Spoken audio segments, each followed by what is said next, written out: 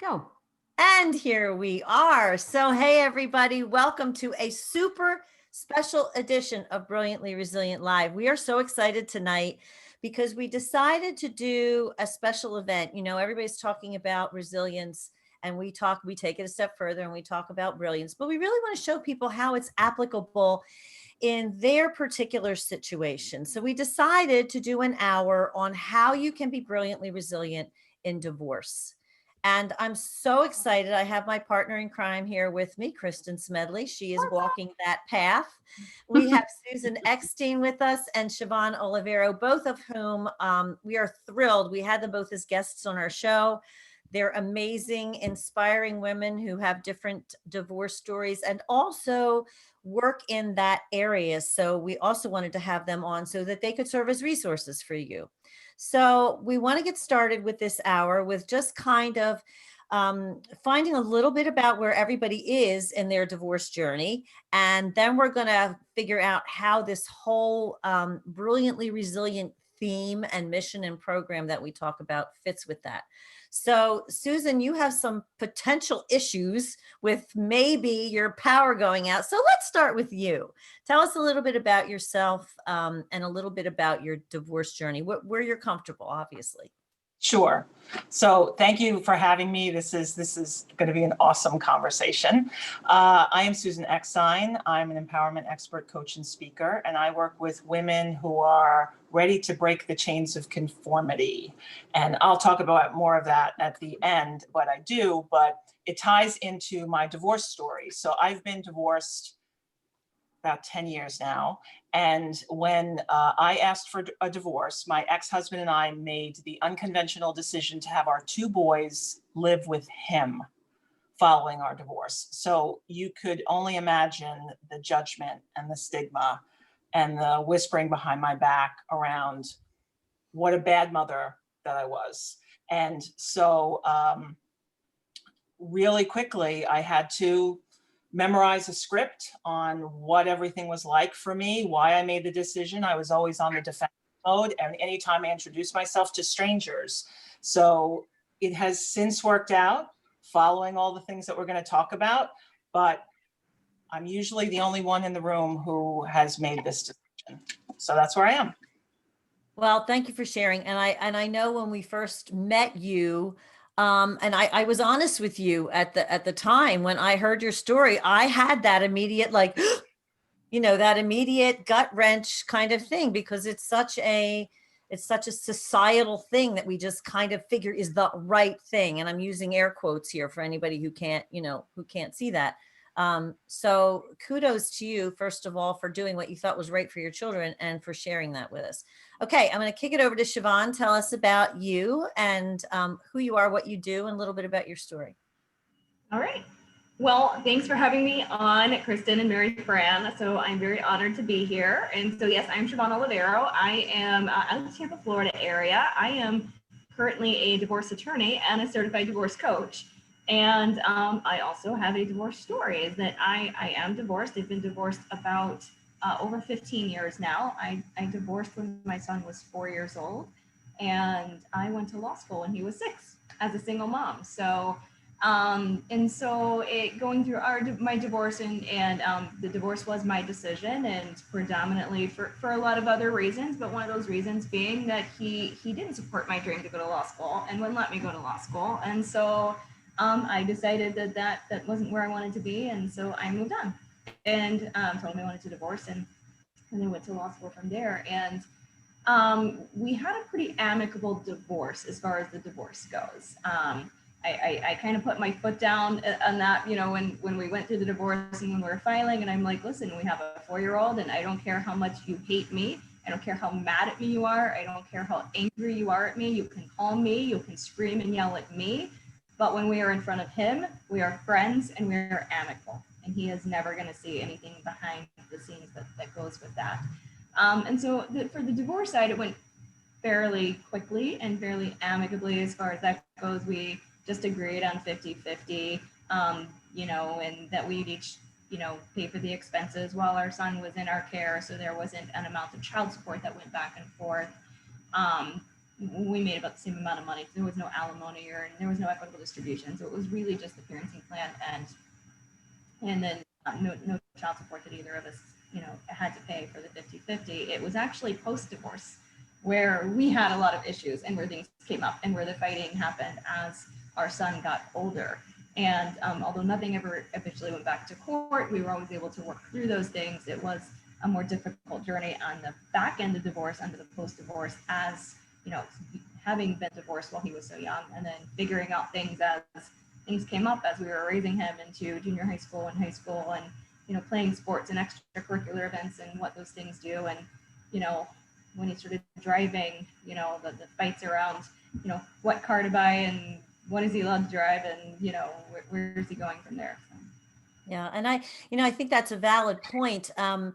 Sometimes we look at these things in life and we think, oh, when this is over, but certain things, and this is one of them, especially when there are children involved, it can be a lifelong kinds of situations, or at least if not lifelong, they are more protracted than we think they're going to be. So I think there are parts of this whole how to be brilliantly resilient in there that you can kind of, if you're not going to use them right now, you file them away, because there may be opportunities down the road where you're going to have to rely on that. So now we're going to talk to my buddy Kristin, who is a little newer in this journey than you two both are. So tell us a little bit about where you are in this.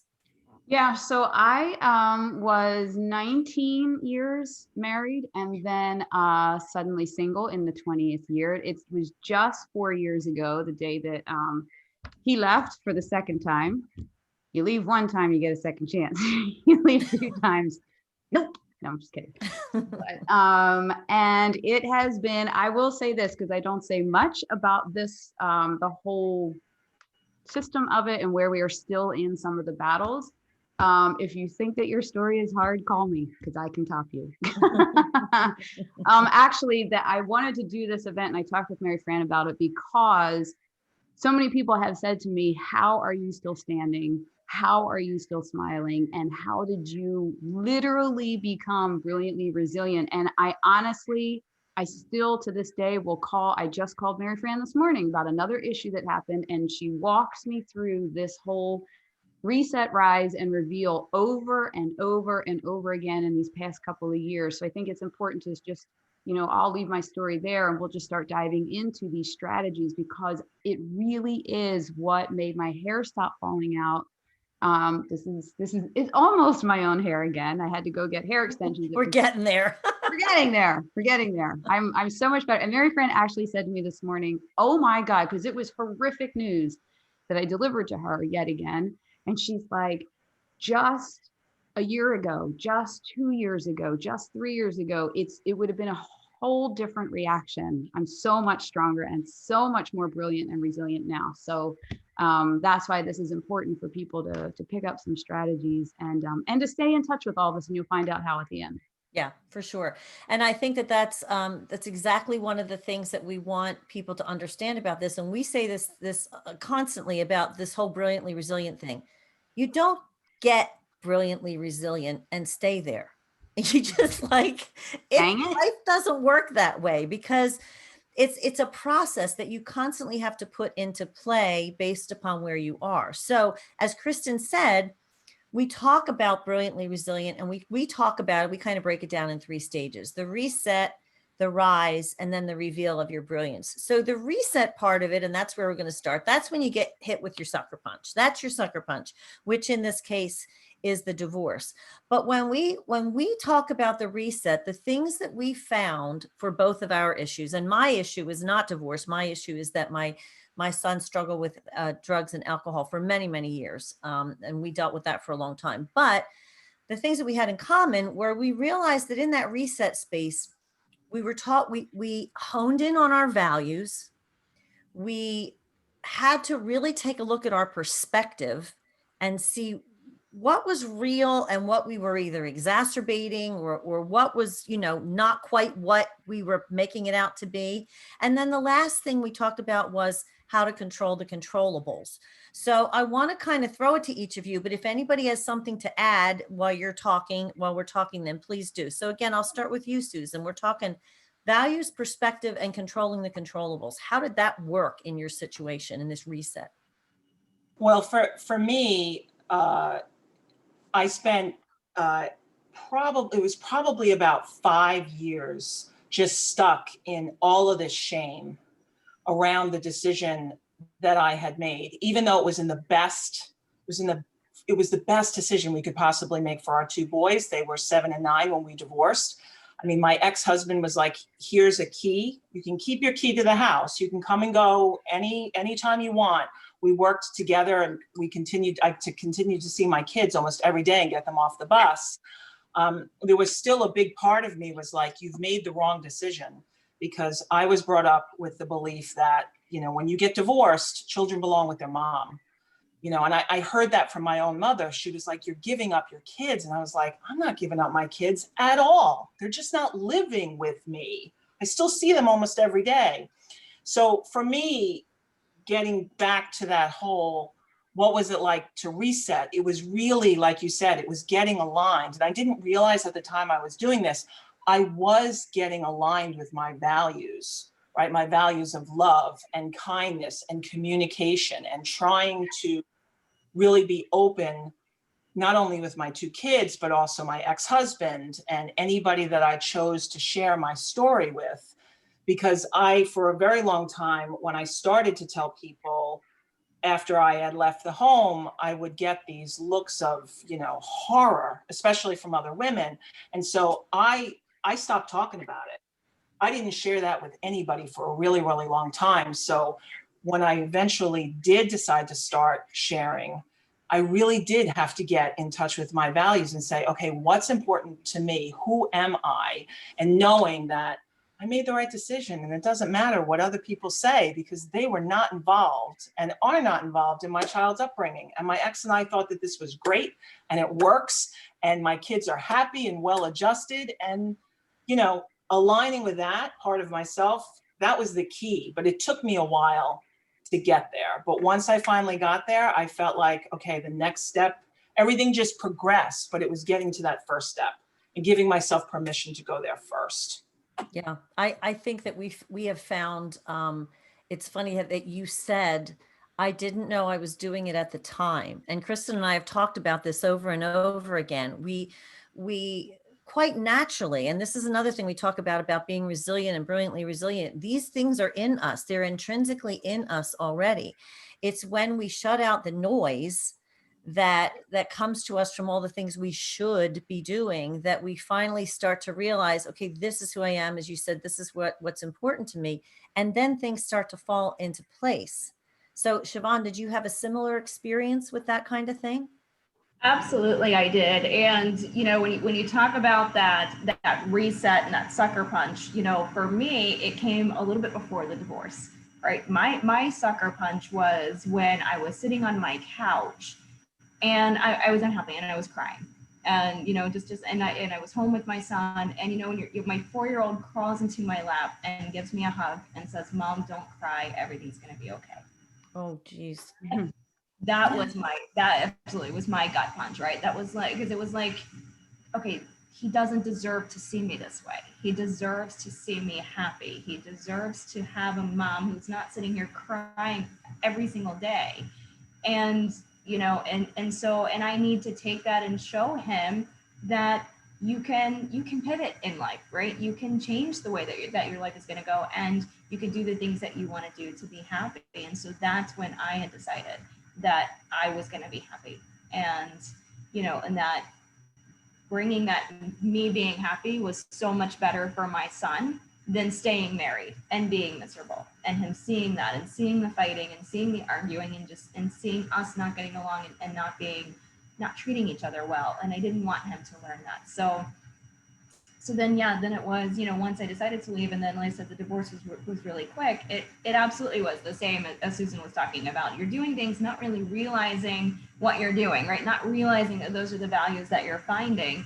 I mean, I knew that I wanted to go after my dream of going to law school and doing the things that I wanted to do, and showing my son the things that, you could accomplish.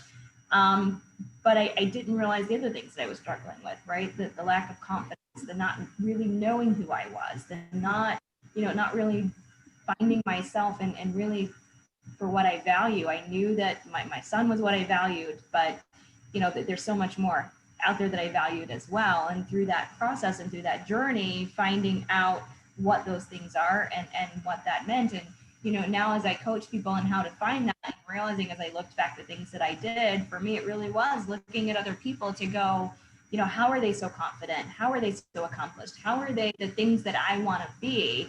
And finding those values and those not the values, but the, just those personality traits or, those traits that they had and going, I want to be like that. And how do I get there? And what do I do? And starting working towards that, and finding how do you work towards that, which as we all know, of course, is finding mentors and coaches and those people to help you. One of the reasons why I became a certified divorce coach, even in my own experience, right? Our friends and our family always have our best interest at heart, and they always mean well, but they're they're not always the one whose opinion you want to ask. They're not always the best. So finding those people who are the right kind of emotional support when you're going through those things.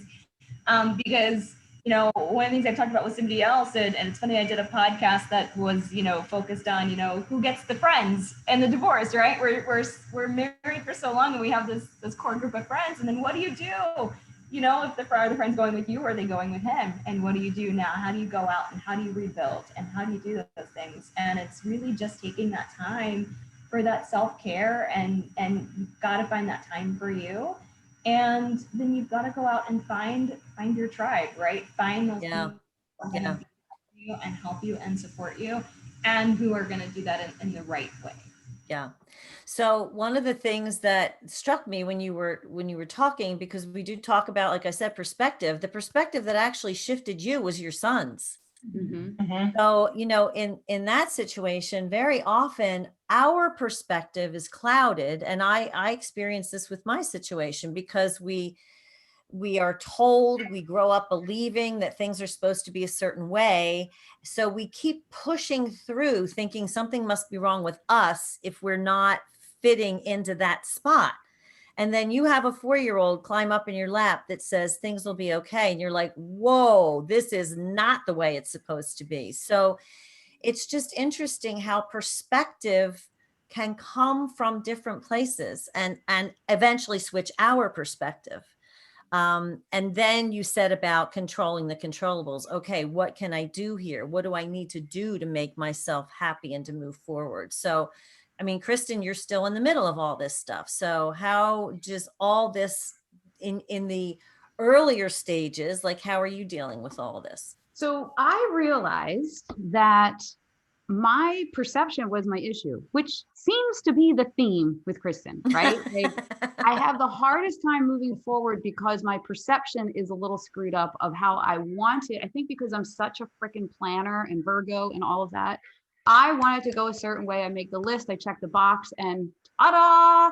And I was waiting on the ta-da, and it wasn't happening. And when it finally imploded, I was so stuck. It was supposed to happen. Thank God. I can tell you right now, 4 years later, it's the greatest thing that ever happened to me ever, that person walked out the door. It's been a process. Here was my problem, you guys.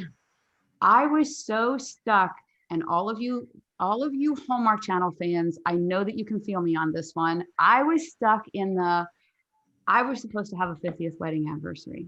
I was supposed to have a 50th wedding anniversary, just like my parents. And it was and I was the fixer. No matter what that person blew up in our lives, I could fix it all.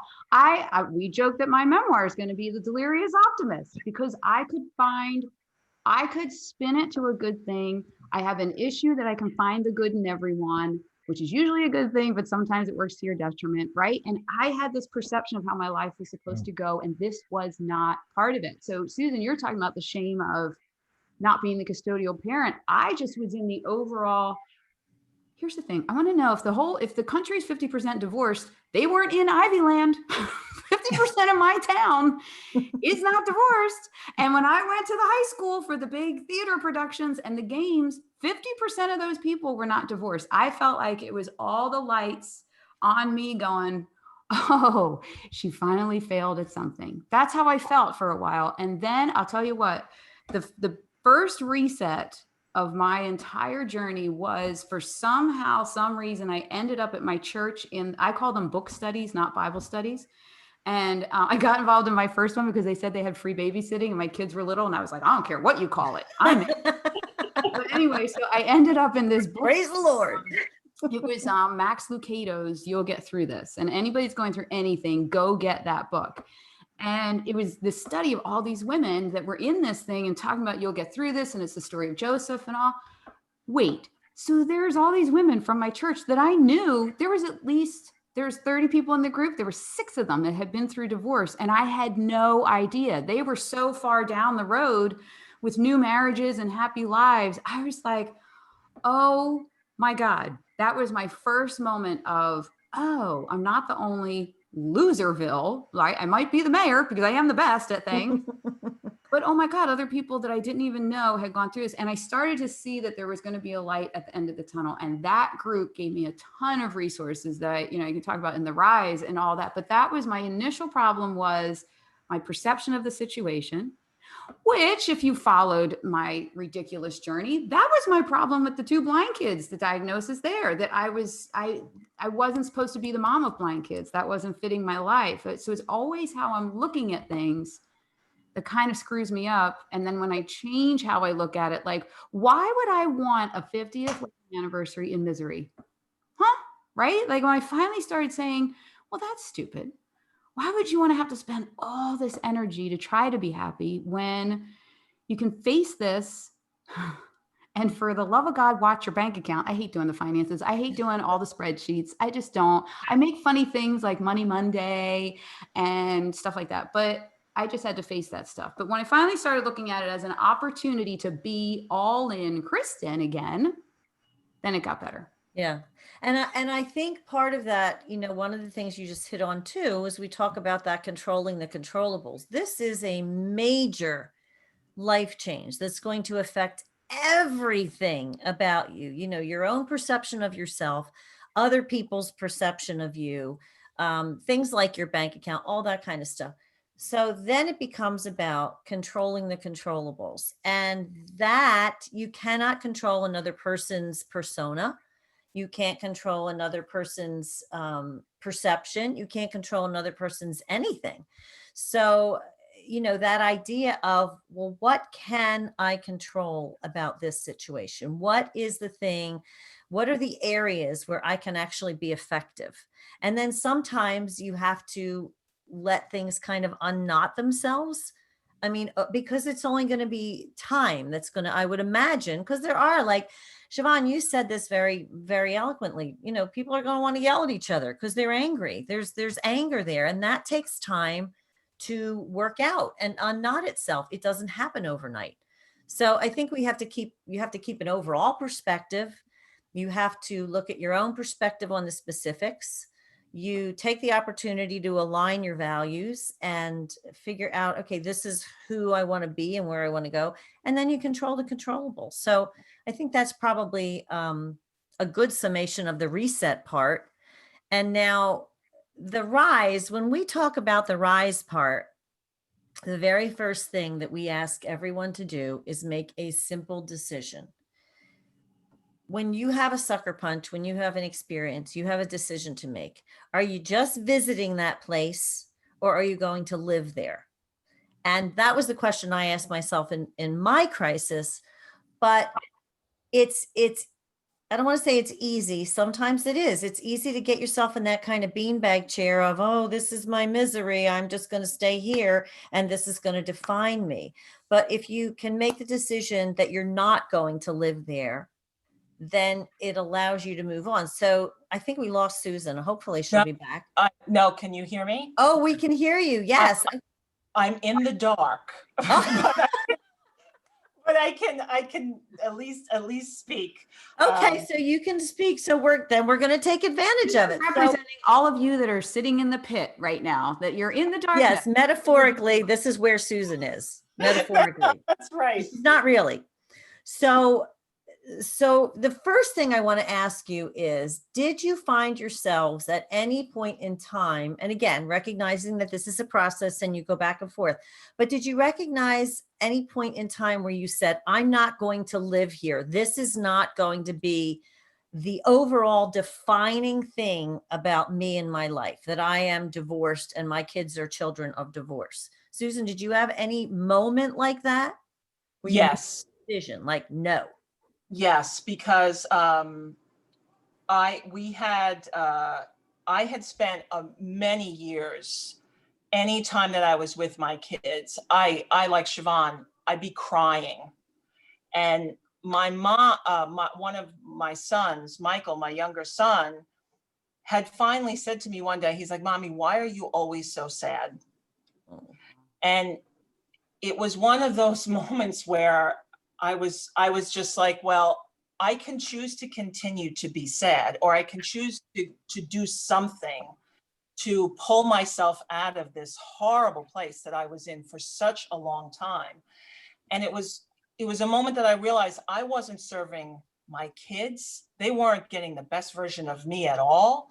I wasn't serving myself because I was just walking around miserable and angry and resentful and just in such a bad headspace.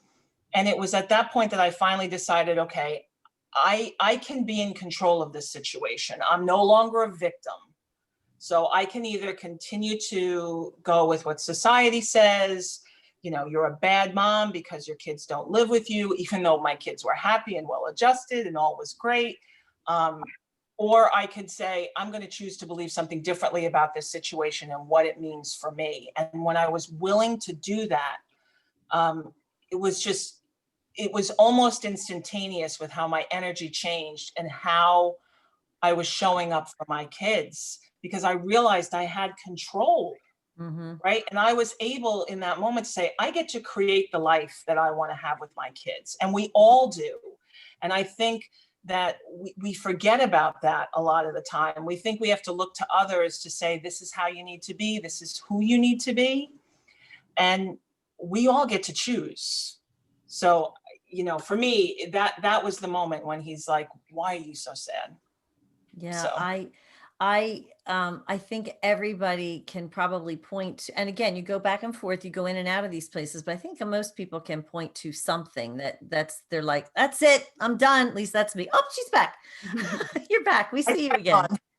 But yeah, I mean, that's kind of my mentality with things. Like, you get to a point and you're like, nope, I'm done, not doing this anymore. I mean, Shiobhan, did you have any kind of similar experience? I imagine it had something to do with your son and climbing up into your lap saying, yeah. That was definitely one of those defining moments for me, for that rise, and to do that, you know, to decide to do that as well. And Mary Fran, you've done great at, like, you know, just reiterating that, you know, we go back and forth in the process. And I mean, I just want to confirm that for everybody who's watching, to just know that, like, you know, we're talking about these things and we're throwing out these words like, you just got to find your values and you just got to find what's important to you. And you know, you just got to control the controllables. And even though we're saying that, you know, it's difficult. It's a process. It's a long process. And, you know, and I wish I had found, you know, women like the four of us who had gone through it back in that time. So I didn't have to feel like I was going through it alone. Right. But to get back to your question, then that was definitely a defining moment. I had a second defining moment as I was going through my divorce for me, where at that time, my ex-husband and I were actually on the ministry team in the church that we were going to. And I know you guys don't have a shocked face because you guys don't know me well enough, but for anybody who knows me well enough, that's usually very shocking when they're like, what, you were in my church? I could cuss like a sailor now, you know, everything's fun. So, you know, people are very shocked when they hear that. But my son's godparents were also ministers in the church, you know, when we were, as we were going through that. And at the time I decided to divorce my ex-husband, the godmother, that she reached out to me, essentially telling me I was completely wrong. This was completely against God's will. I'm going to hell for divorcing. All these things are going on. Who, by the way, you know, FYI, was going through a divorce herself at the time, right? And oh my gosh, stop it. And, you know, I was very hurt, and that was another, you know, sucker punch and gut punch for me. But that's where I just said, all right, I've got to make a decision on the people who are in my life now, right? And the people who are going to support me, because you know what, I'm not going to be guilted into staying somewhere that I'm not happy and that I don't need to be and I don't deserve to be. Because again, my son deserves to see me happy, and I'm going to move forward, and I'm going to move forward proudly. So, you know, say that I'm proudly divorced, that's not anything that I'm saying demeaning to my ex-husband. You know, we now, my son's 20 now, you know, and we get along now that he's older. But, you know, like that proudly divorced is like, I am proud to be moving on. I am proud to be who I am. I am proud to be finding me, and I am proud to be making a life for my son that he deserves and that he deserves to see me in. Yeah, I think that we talk a lot when we talk about brilliantly resilient, we talk a lot about the word failure. And I think that idea that this was a big failure, it's so pervasive still with that word divorce. And it doesn't really have to be that way if you focus on it as this isn't healthy. And it's actually a good thing to recognize that, because ultimately, if it's not healthy for you, then it's not healthy for your ex-spouse either. It's not a good situation all the way around. So if you can make that decision and go, I'm not going to live here anymore in this space, and we're going to move forward, at the end of the day, that is something that you can be proud of, you know? So, and I know, Kristin, I mean, you had a lot of back and forth with your situation in terms of, you know, about trying to figure out how to not live in that space permanently, like that, you know, get to that. Okay, I'm just visiting here. I'm not going to stay there. And again, What day is it? It's the day that I'm in the pit. Oh, wait, tomorrow I'll be out of it. Well, That's thank the you only for thing sometimes. saying that. We're not trying to minimize this at all, because you do go back and forth. We're just trying to give you everyone out there who's experiencing this some kind of generalized strategies that you can sort of hook into when you're in the space where you can start thinking about moving. But Kristin, what about you? So it's actually interesting though to bring that up, because it's taken me now 4 years, and honestly through doing this show since the stupid pandemic started, that I just recently realized that this is an up and down occurrence. There are days I go down in the pit, then I'm back up. And what was happening with me though was I would reset. I'd have all my strategies. I had my, when it all first happened, there was a group of my girlfriends. I don't know if it's our age or what in my town, like all my kids, you know, the mom friends, that there was at least 7 of us that were going through it. So I was one of those lucky ones that had this tribe that emerged. And I mean, like the first Thanksgiving, I didn't have my kids. Went to my parents, sobbed, sat with my nieces and nephews, sobbed, and then went to my girlfriends who, my one friend just had everybody that didn't have their kids. Something as simple as that, you know, because holidays are ginormous for me, especially Thanksgiving and Christmas. And having girlfriends, some of them I didn't even know that well, to be able to just sit around the table with, eating pie, talking about, and then it was kind of like one-upping each other. Oh, my life sucks this bad, and my life, you know, da-da-da. And then just, you know, sharing stories and all was absolutely unbelievably resetting for me to then go, okay. And we also sat, like one time when I didn't have my kids, it was a war with my ex-husband and wouldn't let me have them on Mother's Day morning. My whole life has been my kids, right? And Mother's Day, you know, they make they burn the toast. Like it's something out of like, you know, the movies. They do everything explodes in the kitchen and they bring it all up sloppy to my bed. And I think it's the greatest thing in the whole world. Like I don't eat carbs in the morning. I eat a loaf of bread on Mother's Day morning, right? And when I couldn't have them that morning, I could not recover. And one of my girlfriends that was going through all this called me when she knew that I was just struggling. And she goes, Kristin, what have we always said all these years? Oh man, if I could just sleep in, if I could just have peace and quiet. And for a while there, we were like meeting later in the day to go for a run together. And she's like, you have the whole morning. They're coming at noon. You have the whole morning to do whatever you want. You know, like those little tiny resets and looking at it differently. It was that tribe of women that helped me when I would go back into that pit. And then you know what was cool too? We have a little Facebook group and a group text. It was cool, not that it's cool when your girlfriends go into the pit, but when somebody would, and you were able to help them out of it by saying something or you know, just being there was a huge reset for me too. So that tribe was probably my number one. And then, you know, having people like Mary Fran, that's like, dude, you got to do something. You look a mess. Your hair is gone. you're way too thin. Like that, it was friends like Mary Fran and my, I have this my high school soccer team, like we are still in a group text, and they would do conference calls with me every Saturday morning. We would sit and talk what's going on, because it became layers of really bad stuff was happening. And just going through, like when the kids needed support, a couple of them are educators and they're like, the school system has these things, call your school.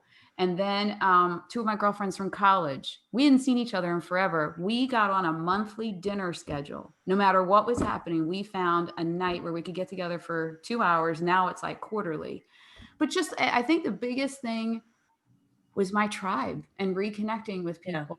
Yeah. And some in divorce, some not, just getting back to me. And they helped me uncover who I was before all of this. I was just in a mastery call today, Shiobhan. We're in the same unblinded coaching group, and they're like, "How you feeling?" And I go, 25. Like I feel like when I was 25, before my life got crazy, because I feel like I have all that optimism now.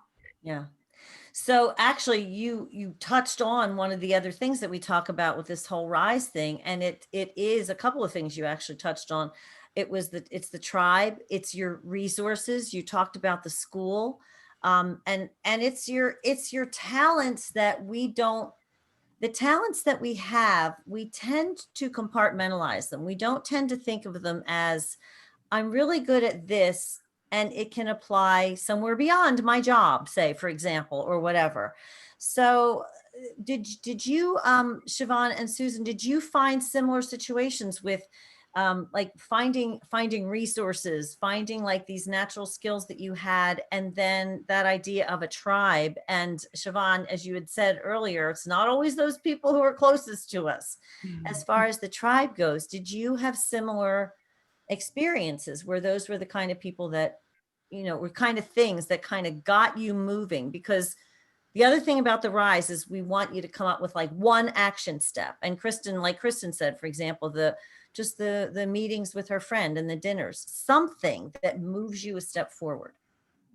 Well, I can say in my case, because of the unique situation of my kids living somewhere else, to say that there was a large group of women who made similar decisions, you couldn't find anything about that. And honestly, I thought, because like Kristin said earlier, I lost my perspective and thought that I was the only one in the whole world who had made this decision, and who can I get support from?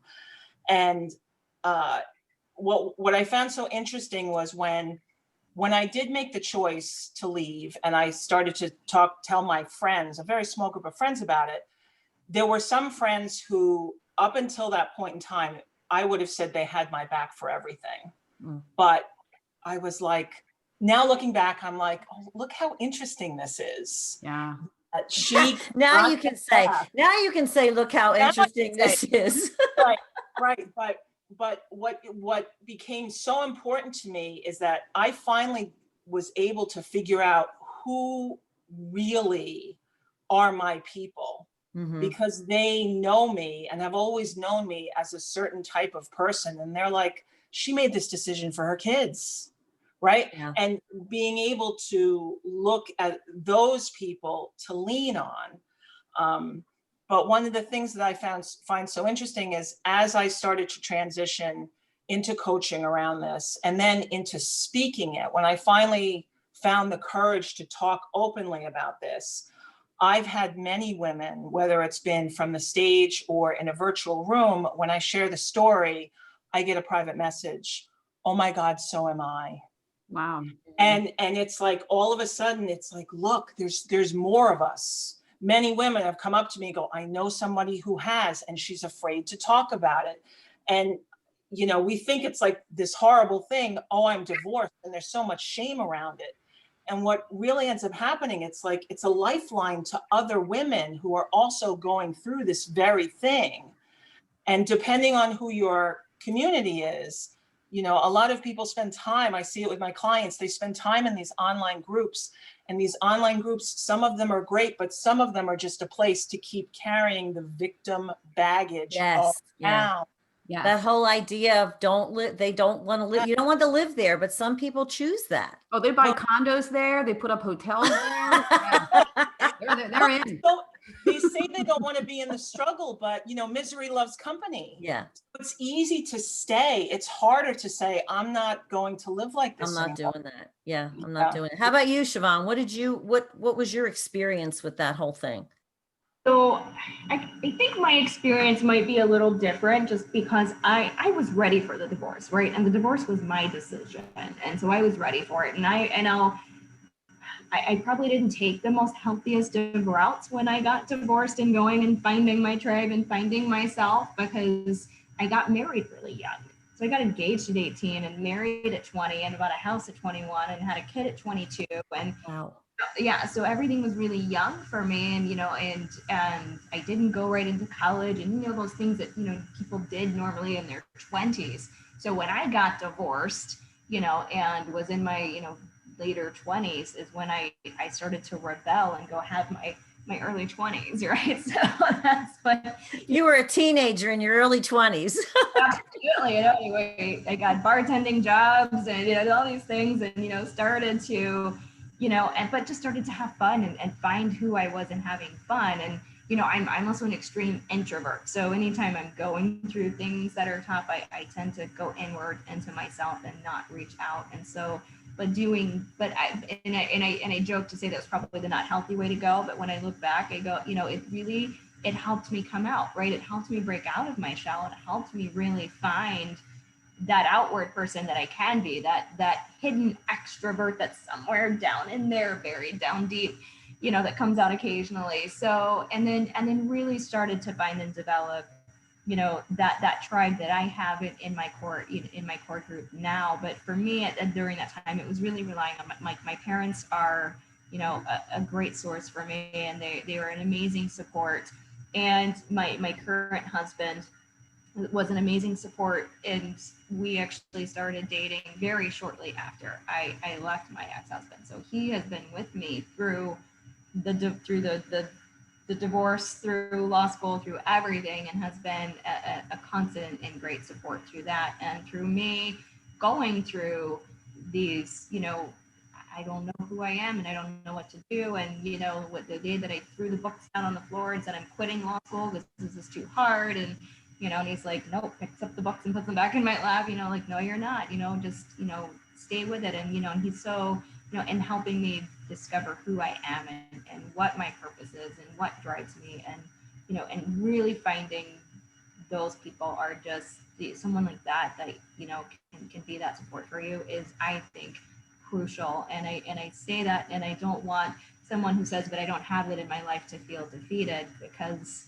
you've got 4 people on a call right here who, if that in your life, would be that for you. You just have to, know that there are people there, and them, and they're there for you. Yeah, Kristin and I are big proponents of put up your hand, because there's somebody out there who, if they don't necessarily have your story, they have enough of a similarity. And again, we talk all the time about these transferable skills and these things that, it works for you here, it can work for you over here too. So that idea that, what I'm hearing all of you say is that this has been like a time of discovery for all of you. And sometimes that means going outside of your comfort zone. Well, let's face it, divorce is very uncomfortable. It's not what you figured life was going to be. So take that discomfort, push through it a step further, and maybe expand your tribe a little bit and find people who can, just even if there's support for you for 2 days, like be willing to go out there and put your hand up and just see where you can find those resources. Absolutely. People come into your life for a reason and a season, right? And exactly. I have my life during that season that aren't necessarily my life now, but they were there during that time for what they were meant to be and meant to do. And then, as you grow and you develop, you're going to find people that are, that core, and then you're going to find the people that are meant to be there for a moment and a purpose, and they're going to move on. Yeah. So I think you have to give yourself the grace to experience those moments and those people that cross your path at any given time. and just see if there's something there. And if there isn't, then you move on. But in terms of resources, people that you don't really know or don't think of as somebody that you can lean on might be just the person that you need to open up your life to a little bit. So, You know what? You might have to go. One of the things I did was to get my mind back to stop spiraling out of control. I found something new to try. I still do it. Like right now I'm learning golf to get my mind to stop spinning all the time and have to focus on something. I'm still trying to understand the sport. Check back with me and see if I've chucked every club that's ever gone into my hands. However, I did much safer things 4 years ago. Like I did. So here, my point is I tried something new and then I met new people there. I wasn't necessarily looking to build a new tribe. I just wanted, like I tried hot yoga very early on because I am horrible at yoga. So why not go into a 100-degree room, something you're horrible at? And my attempt was to not die and not look like an idiot, right? So and the mirrors are there, and I would just focus for an hour to stay alive and try to do the poses the way they did it. And before you know it, an hour's gone by and I didn't think about my crummy life once in a whole hour. And then I would come back a week later and do that again. And then I got into dragon boat. Like I kept trying something new and then met new people along the way. It was like a double bonus, but that was the only way that I could get my mind to stop spiraling. Yeah. Yeah. And that actually is a really great segue into this next section that we talk about, which is uncovering your brilliance. And I mean, I know for people who are going through divorce and who are struggling right now, this might seem like, oh yeah, okay, I feel brilliant. Yeah, sure. That's an option.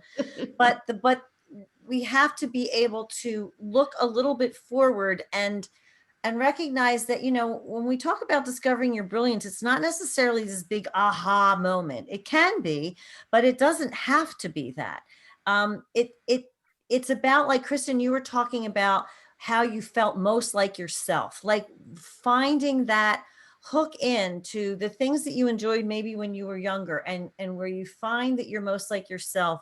And that those are the places that you shine. And then you bring that into your new circumstances. Yep. So how did that idea affect each of you? And how do you feel like you're kind of using your brilliance now? Susan? Well, I can say that the biggest thing that helped me during this process was sitting down and actually writing about it. I know that a lot of people think like, okay, we just have to look to the future. That chapter of your life has closed. But until people are willing to learn the lessons from that time, even if they were horrible experiences, there's always a lesson. If you're willing to say, and I'm offering people a journaling prompts that really helped me during this process. One of the biggest prompts for me was, how can I reframe this from this happened to me to this happened for me? Mm-hmm. And when we're able to go back in time, and when I did this, like making the decision, having the kids be with their father, when I made those decisions and saying, okay, how can I reframe this? All of a sudden, you're now taking a step back and going, all of that baggage that we've been talking about that a lot of people tend to carry around, being a victim and saying, I can't move forward from this, you're able to release all that. And I think from being able to do that, it's just it gave me the courage, and I know that it helps my clients be able to think differently about things, especially even if you have an arrangement as a mom and you have 50-50 custody, which I do too, but your roles, even if you're seeing your children half the time, they change. Mm-hmm. And that can really have a negative effect on people. But if they're able, for me, I went in and I was able to say, you know what, I'm going to define motherhood for myself and not worry about what everybody else thinks. But that required me, and it requires people who are willing to move forward. They got to look at things differently and see the brilliance that they have within themselves that makes them really unique, and not worry about what everybody else says. This is how you have to be now that you've gotten a divorce.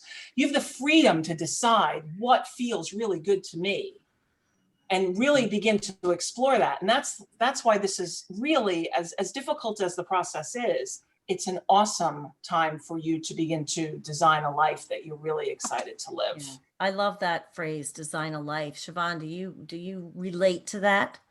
Absolutely. And I do the same with clients along the line that Susan's talking about, of just that journaling and that forward thinking, that forward thought of, what do you want to be? Who do you want to be? How do you see your life? In 5 years, who's the person that you see yourself? What are you doing? What career do you have? Where do you want to be? And I know that when people are in this darkness, that they have a hard time seeing that, right? Forward thinking is hard. And, I know that, Kristin and Mary Fran and we've talked about this before, but one of the ways that, along with journaling, like Susan says in those prompts, but one of the ways that I help people overcome that, and one of the exercises that I use, and we'll share that so that hopefully it will help somebody who's watching, is I bring into the best self exercise. Who do you want to be when you're at your best self? And what does that person look like? What attributes do they have? And if you can't see it in yourself, then let's pick 3 people that you look up to. And they can be family members, they can be somebody you don't know, they can be alive, they can be dead, they can be historical, it doesn't matter, but who are 3 people that you look up to? And then let's start to write down why you look up to them. What are their attributes? What do you see in them? And then we bring that around to, because that means, and what I always say is, if you spot it, you got it. Yeah, I was going to say there's some phrase, and I like that one, because people tend to be attracted to those things that they like maybe within themselves, but don't feel that they have necessarily brought to the full potential and fruition. Right. And so writing that down, and we literally, in that exercise, the same as Susan's saying with journaling, you write that down, right? Write down those people and write down those attributes and start writing those things down. And it can be a work, and that you're working on throughout, but then we keep it in the front of that journal, so that when you have a bad day and you reacted badly and you go, oh, that was a terrible day, you can go back to go, how would my best self have reacted? How would this person that has these attributes have reacted? And how can I remember to react that way next time? And what can I do? And start working on that. And, taking the breath, taking those deep breaths, those calming breaths, like somebody's pushed your buttons and has hit those triggers for you, just before you respond, just take that minute, and take a breath. And try, and then you could, once you've calmed yourself, now you can respond instead of react, right? And be proud of who you are coming out on the other side of this, because you're learning these things and these techniques, and you have people here that can support you through it, so that you can get through these things, hopefully without all the struggles and mistakes that we all went through. And maybe Exactly. We're trying to be the resource that we didn't have, right? That's the whole idea. No, I'm thinking, I wish I would have had this show 4 years ago, Shiobhan. And maybe there's some few reactions I'm not exactly proud of. But you know what? It is a process. Yeah.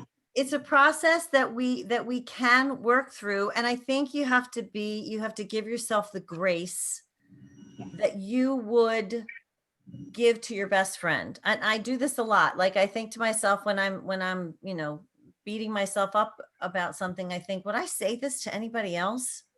Would I treat anybody else the way I treat me? I don't know that I would, so I think there's certainly a measure of that. And Kristin, you and I, in the years that we've known each other, we have both, I think, kind of drug and pulled each other along to finding our brilliance in this whole process. But you particularly had to struggle with it, because I think all 3 of you, from what I'm hearing, and me too, to a degree, I just haven't walked the divorce path, but we are defined in many ways by our relationships, by our marriages, by our spouses. So when you're not in that anymore, you have to redefine yourself. And Kristin, you talked earlier about getting back to yourself. So do you feel like that's a big thing?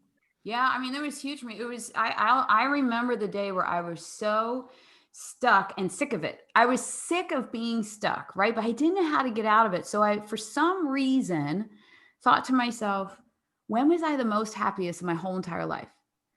okay, it was each day that my kids were born. So if they're watching, which they never watch me, but just in case, yes, those 3 days were wonderful. However, when I didn't have all the stress of momness and all that, it was when I was 10 years old and discovered that I loved soccer.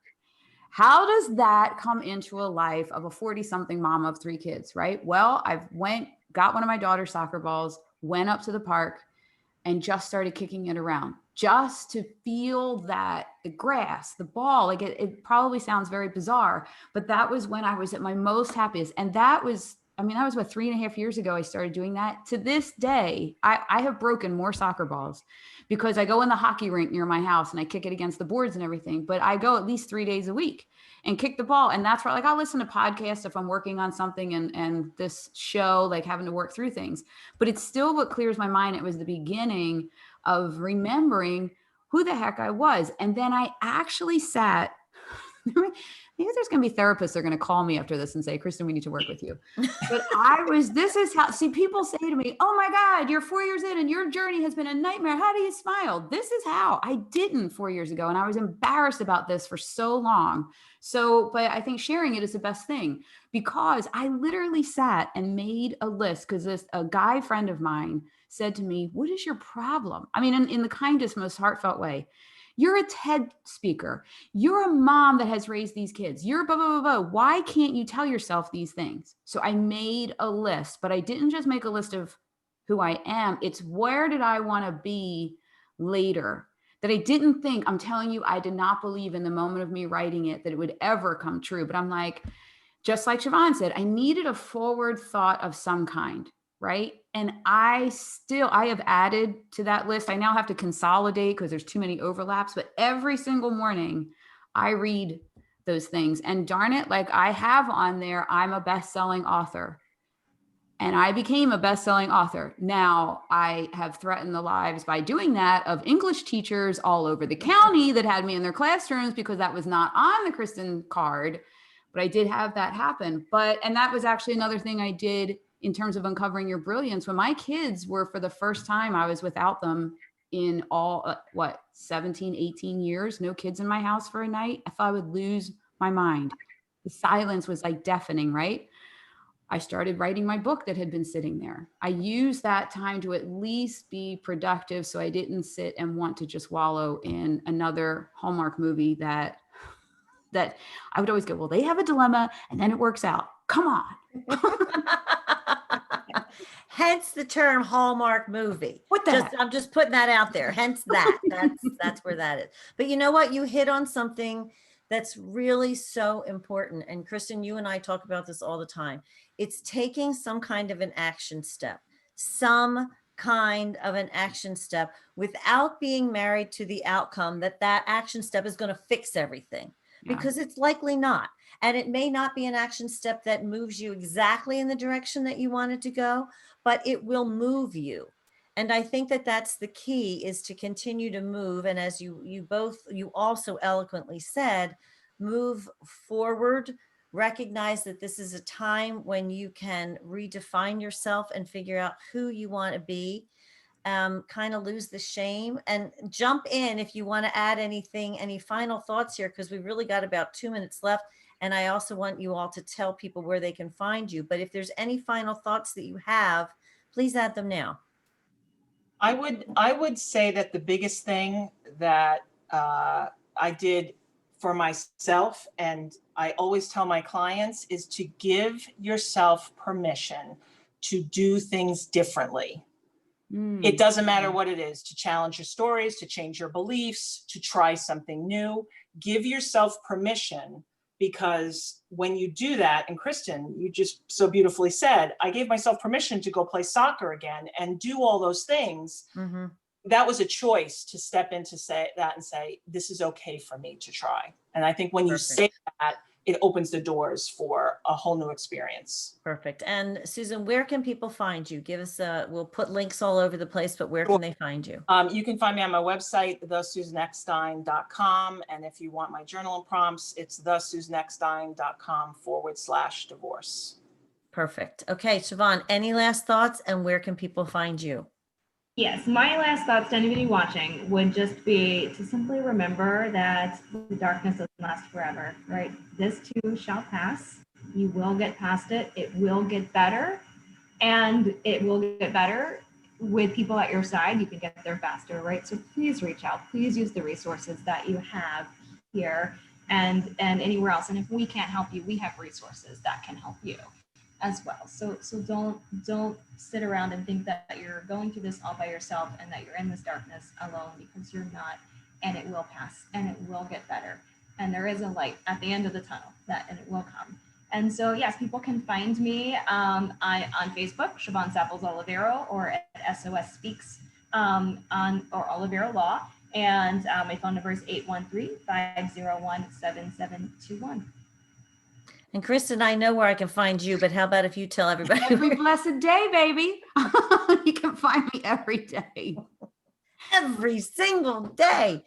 So what about you? Give us the last thought, because we know you can find you and me at brilliantlyresilient.net, and our email address is howdy@brilliantlyresilient.net. But do you have any final thoughts on this? Yeah, I will say, for those of you that struggle like I did with the issue with the kids of, I was a huge one on traditions, making memories, the same every year, and the pictures of the kids growing taller and all that, which made it painfully hard to not have those anymore. However, when I did look at it as an opportunity to create new memories, like Susan said, to change them, instead of going to the same beach town we always went as 5 and have one missing chair, we went to a whole different beach town, which when you go somewhere with me, you never know what's going to happen. So it's just an adventure with, is mom going to remember to put gas in the car? It just is like look at it and get your kids to look at it as an adventure, that you're going to learn new things, try new things together. And I guarantee you, it will help with creating new memories and not have constantly that there's someone missing from all the old traditions. And then when you do still do the old traditions, you just do them a little bit differently. You tweak them a little bit.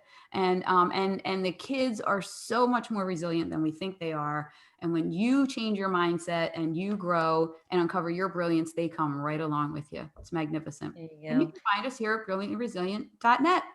Yes, you can. And we have a masterclass. We have that out there. If you check our programs page, we also have a bunch of freebies. If you sign up, as Kristin says, if you get on the website and blink 3 times, you'll see a place where you can sign up for emails. We have a Brilliance Challenge coming up in the new year. And I want to encourage everybody to please take advantage of these resources with these wonderful women who have given of their time to join us tonight. We're so grateful. I really believe this was a wonderful conversation. Thank you. Thank you. For taking the time out of your busy schedules to talk about how your lives are now brilliantly resilient. Yeah. Thanks, girls. Thanks, everybody. Awesome. Okay. And we will talk to you next time, everybody. If you have any questions, again, howdy@brilliantlyresilient.net, and we will talk to you soon. Have a great evening. Bye.